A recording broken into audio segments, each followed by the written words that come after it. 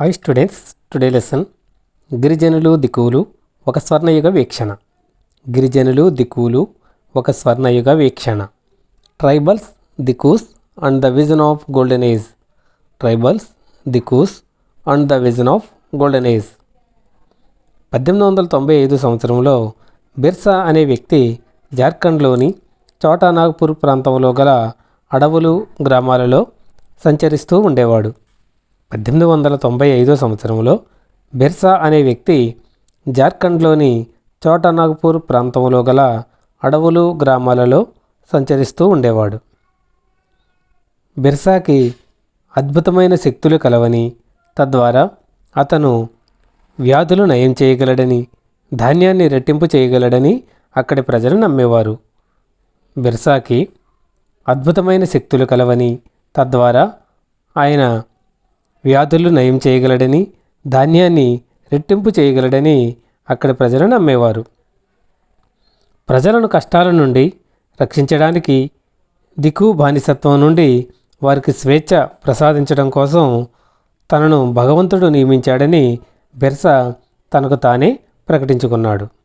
ప్రజలను కష్టాల నుండి రక్షించడానికి, దిక్కు బానిసత్వం నుండి వారికి స్వేచ్ఛను ప్రసాదించడం కోసం తనను భగవంతుడు నియమించాడని బిర్సా తనకు తానే ప్రకటించుకున్నాడు. అనతి కాలంలోనే అతనిని భగవంతుడిగా నమ్మి, అతనిని తమ సమస్యలు తీర్చడానికి వచ్చిన వ్యక్తిగా భావించి వేలాది మంది ప్రజలు అతనికి అనుచరులుగా మారారు.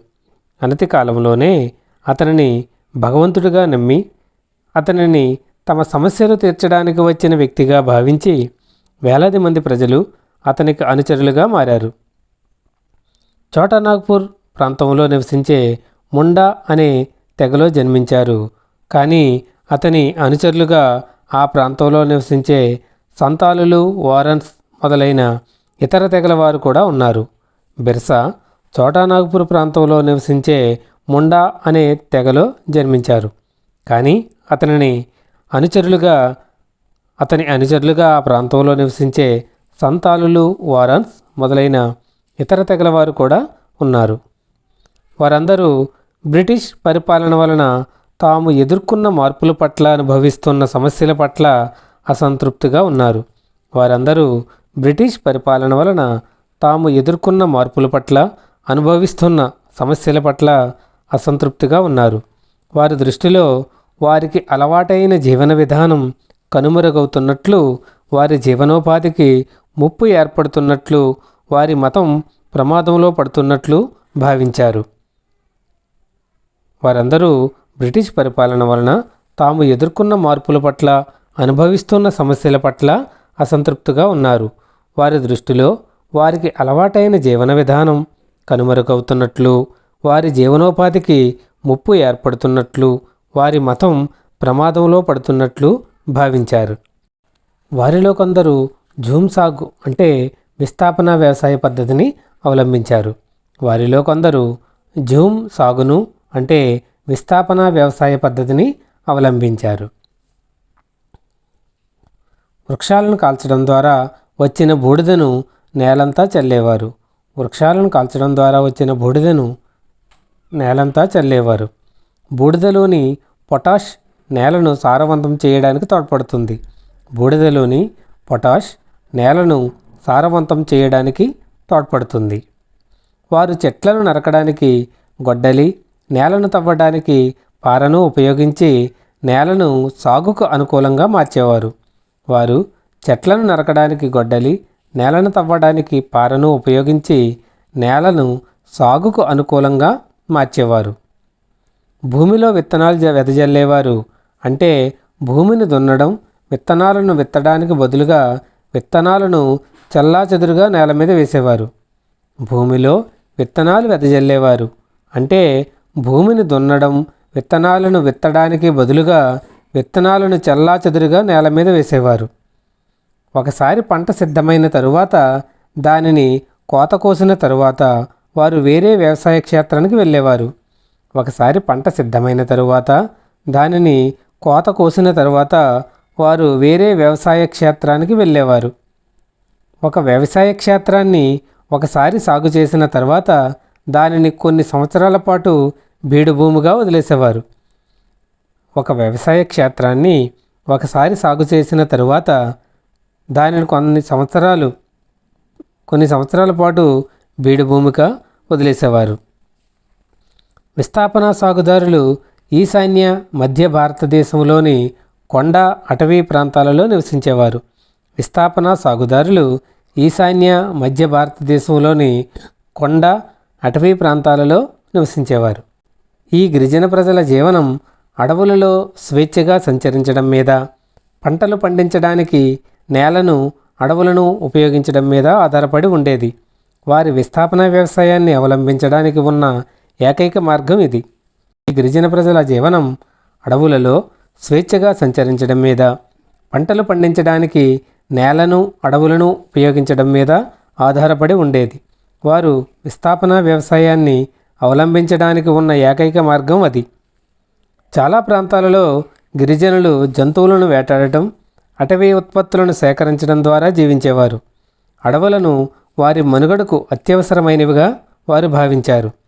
చాలా ప్రాంతాలలో గిరిజనులు జంతువులను వేటాడటం, అటవీ ఉత్పత్తులు సేకరించడం ద్వారా జీవించేవారు. అడవులను వారి మనుగడకు అత్యవసరమైనవిగా భావించారు. ఒరిస్సా అడవులలో నివసించే ఖోండులు అలాంటి గిరిజనులే. ఒరిస్సా అడవులలో నివసించే ఖోండులు అలాంటి గిరిజనులే. వారు సాధారణంగా సామూహిక వేటకు వెళ్ళేవారు. దొరికిన మాంసాన్ని అందరూ పంచుకునేవారు. వారు అడవుల నుంచి సేకరించిన పండ్లు, వేర్లను తినేవారు.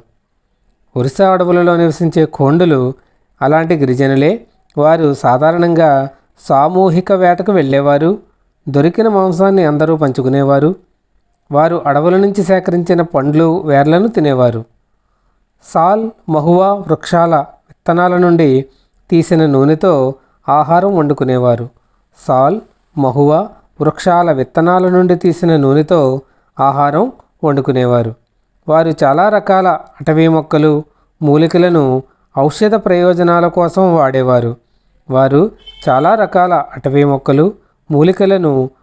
ప్రయోజనాల కోసం వాడేవారు. అటవీ ఉత్పత్తులను స్థానిక విపణి లేదా మార్కెట్లో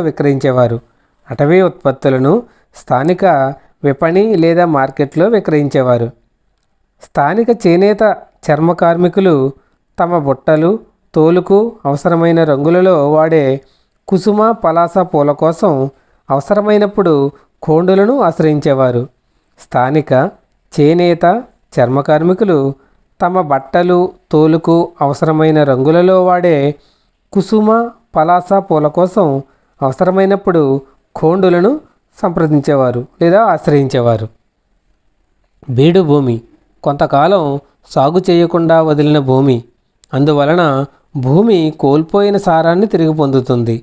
బీడు భూమి కొంతకాలం సాగు చేయకుండా వదిలిన భూమి. అందువలన భూమి కోల్పోయిన సారాన్ని తిరిగి పొందుతుంది. సాల్ ఒక చెట్టు. సాల్ అంటే ఒక రకమైన చెట్టు. మహువా తినడానికి లేదా మద్యం తయారీలో ఉపయోగించే ఒక పువ్వు. మహువా అంటే తినడానికి లేదా మద్యం తయారీలో ఉపయోగించే ఒక రకమైన పువ్వు. విస్తరాకుల తయారీకి వాడే పండానస్ చెట్ల ఆకులను అడవుల నుంచి తెస్తున్న ఒడిశాలోని డోంగ్రియా కందా మహిళలు. విస్తరాకుల తయారీకి వాడే పండానస్ చెట్ల ఆకులను అడవుల నుంచి తెస్తున్న ఒడిశాలోని డోంగ్రియా కందా మహిళలు. కొన్నిసార్లు తమ విలువైన అటవీ ఉత్పత్తులను ఇచ్చి అవసరమైన వస్తువులను వస్తు మార్పిడి పద్ధతిలో పొందేవారు. కొన్నిసార్లు తమ విలువైన అటవీ ఉత్పత్తులను ఇచ్చి అవసరమైన వస్తువులను వస్తు మార్పిడి పద్ధతిలో పొందేవారు. ఇంకొన్నిసార్లు తమ వద్ద ఉన్న కొద్దిపాటి సంపాదనతో వస్తువులను కొనుక్కునేవారు. ఇంకొన్నిసార్లు తమ వద్దనున్న కొద్దిపాటి సంపాదనతో వస్తువులను కొనుక్కునేవారు. వారిలో కొందరు గ్రామాలలో బరువులు మోయడం లేదా రోడ్లు నిర్మించడం లాంటి కష్టతరమైన పనులు చేయగా, ఇంకొందరు రైతాంగం వద్ద వ్యవసాయ క్షేత్రాలలో పనిచేసేవారు. వారిలో కొందరు గ్రామాలలో బరువులు మోయడం లేదా రోడ్లు నిర్మించడం లాంటి కష్టతరమైన పనులు చేయగా, ఇంకొందరు రైతాంగం వద్ద వ్యవసాయ క్షేత్రాలలో పనిచేసేవారు. అటవీ ఉత్పత్తుల సరఫరా తగ్గినప్పుడు గిరిజనులు కూలీ పని కోసం ఎక్కువగా తిరగాల్సి వచ్చేది. అటవీ ఉత్పత్తుల సరఫరా తగ్గినప్పుడు గిరిజనులు కూలీ పని కోసం ఎక్కువగా తిరగాల్సి వచ్చేది. మధ్య భారతదేశంలో కనిపించే బైగాలు లాంటి వారు ఇతరుల వద్ద పనిచేయడానికి ఇష్టపడేవారు కాదు. మధ్య భారతదేశంలో కనిపించే బైగాలు లాంటి వారు ఇతరుల వద్ద పనిచేయడానికి ఇష్టపడేవారు కాదు. బైగాలు అటవీ ఉత్పత్తుల మీద మాత్రమే ఆధారపడి జీవించే అటవీ ప్రజలుగా తమను తాము భావించారు. బైగాలు అటవీ ఉత్పత్తుల మీద మాత్రమే ఆధారపడి జీవించే అటవీ ప్రజలుగా తమను తాము భావించారు. శ్రామికునిగా మారడం అనేది తమ స్థాయిని తగ్గిస్తుందని భావించేవారు. శ్రామికునిగా మారడం అనేది తమ స్థాయిని తగ్గిస్తుందని భావించేవారు. స్థానికంగా ఉత్పత్తి కాని వస్తువులను పొందడానికి గిరిజన సమూహాలకు తరచుగా అమ్మడం, కొనడం అనేది అవసరమయ్యేది. స్థానికంగా ఉత్పత్తి కాని వస్తువులను పొందడానికి గిరిజన సమూహాలకు తరచుగా అమ్మడం, కొనడం అనేది అవసరమయ్యేది. వారు వ్యాపారస్తుల మీద, వడ్డీ వ్యాపారుల మీద ఆధారపడడానికి ఇది దారితీసింది. వారు వ్యాపారస్తుల మీద, వడ్డీ వ్యాపారుల మీద ఆధారపడడానికి ఇది దారితీసింది. వ్యాపారస్తులు అమ్మడం కోసం వస్తువులను తెచ్చేవారు. వస్తువులను అధిక ధరలకు అమ్మేవారు. వడ్డీ వ్యాపారులు గిరిజనులకు రుణాలు ఇచ్చేవారు. వ్యాపారస్తులు అమ్మడం కోసం వస్తువులను తెచ్చేవారు. వస్తువులను అధిక ధరలకు అమ్మేవారు. వడ్డీ వ్యాపారులు గిరిజనులకు రుణాలు ఇచ్చేవారు.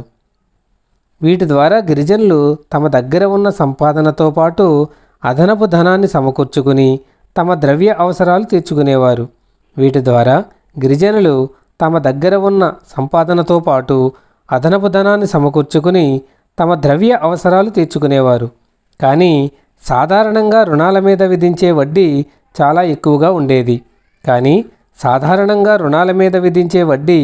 చాలా ఎక్కువగా ఉండేది. దీనితో విపణి లేదా మార్కెట్ వాణిజ్యం అనేవి తరచుగా గిరిజనులకు అప్పు లేదా పేదరికాన్ని తెచ్చిపెట్టాయి.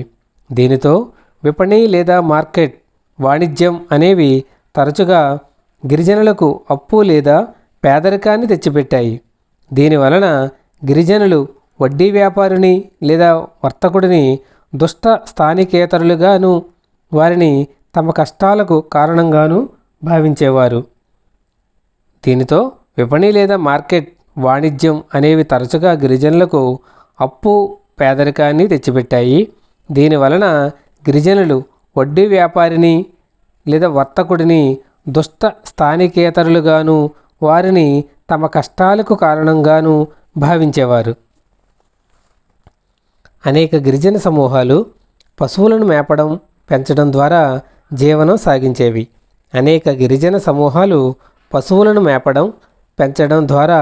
జీవనం సాగించేవి. వీరు కాలానుగుణంగా తమ దగ్గర ఉన్న పశువుల లేదా గొర్రెల మందలతో ఒక ప్రాంతం నుంచి ఇంకొక ప్రాంతానికి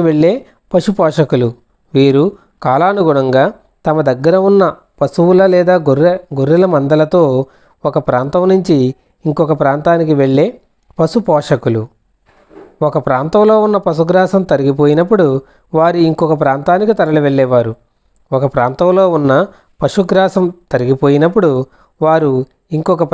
తరలి వెళ్ళేవారు. పంజాబ్ కొండల్లో ఉండే వాన్ గుజ్జర్లు, ఆంధ్రప్రదేశ్లోని లంబాడీలు ఆవులను మేపేవారు. పంజాబ్ కొండల్లోని ఉండే వాన్ గుజ్జర్లు, ఆంధ్రప్రదేశ్లోని లంబాడీలు ఆవులను మేపేవారు. కులు ప్రాంతానికి చెందిన గద్దీలు గొర్రెల కాపరులు. కాశ్మీర్కి చెందిన బకర్వాలాలు మేకల కాపరులు.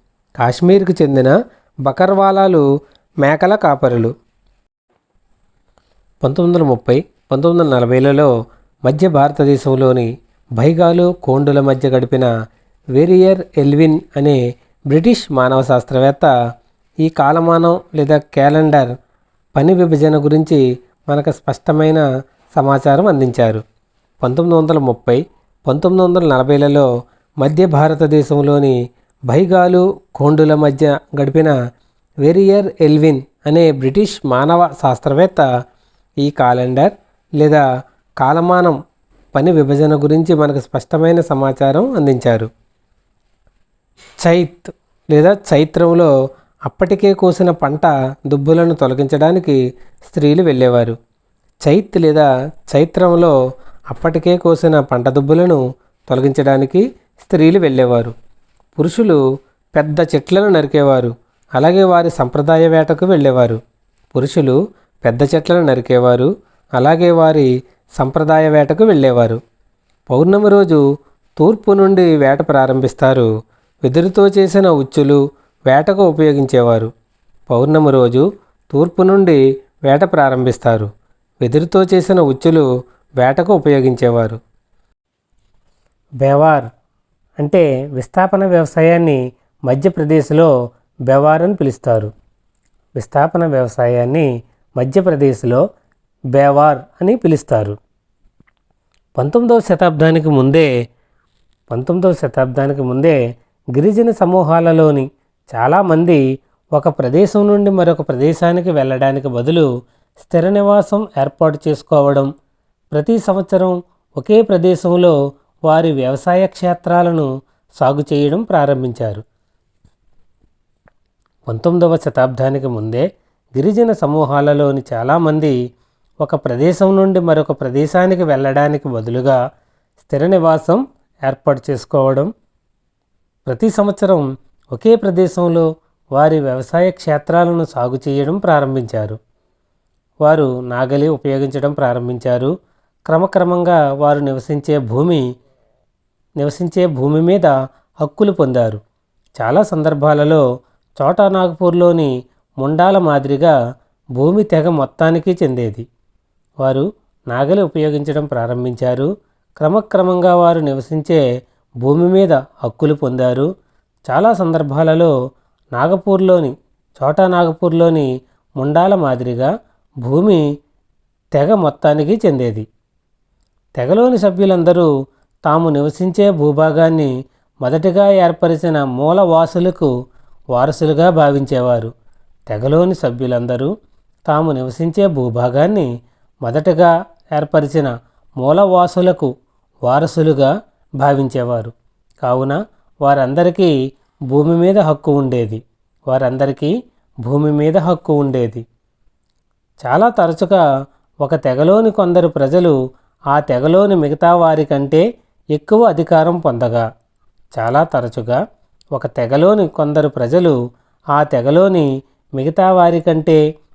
అధికారం పొందగా ఇంకొందరు నాయకులుగా మారారు. ఇతరులు అనుచరులుగా మారారు. శక్తివంతులైన వ్యక్తులు తమ భూమిని తాము సాగు చేయకుండా తరచుగా కౌలుకి ఇచ్చేవారు. చాలా తరచుగా ఒక తెగలోని కొందరు ప్రజలు ఆ తెగలోని మిగతా వారి కంటే ఎక్కువ అధికారం పొందగా ఇంకొందరు నాయకులుగా మారారు. ఇతరులు అనుచరులుగా మారారు. శక్తివంతులైన వ్యక్తులు తమ భూమిని తాము సాగు చేయకుండా తరచుగా కౌలుకి ఇచ్చేవారు. వేటాడి సేకరణ చేసేవారు లేదా విస్థాపన సాగుదారుల కంటే స్థిర జీవనాన్ని కలిగిన గోండులు, సంతాలులు లాంటి తెగల సమూహాలను మరింత నాగరికులుగా బ్రిటిష్ అధికారులు భావించారు. వేటాడి సేకరణ చేసేవారు లేదా విస్థాపన సాగుదారుల కంటే స్థిర జీవనాన్ని కలిగిన గోండులు, సంతాలుల లాంటి తెగల సమూహాలను మరింత నాగరికులుగా బ్రిటిష్ అధికారులు భావించారు. అడవులలో నివసించే వారిని ఆటవిక, క్రూరమైన వారిగా పరిగణించి వారు స్థిర నివాసులుగా, నాగరికులుగా మారాల్సిన అవసరం ఉందని భావించారు. అడవులలో నివసించే వారిని ఆటవిక, క్రూరమైన వారిగా పరిగణించి వారు స్థిర నివాసులుగా, నాగరికులుగా మారాల్సిన అవసరం ఉందని భావించారు. లైక్ చేయండి, షేర్ చేయండి, సబ్స్క్రైబ్ చేయండి, పక్కన ఉన్న బెల్ ఐకాన్ ప్రెస్ చేయండి.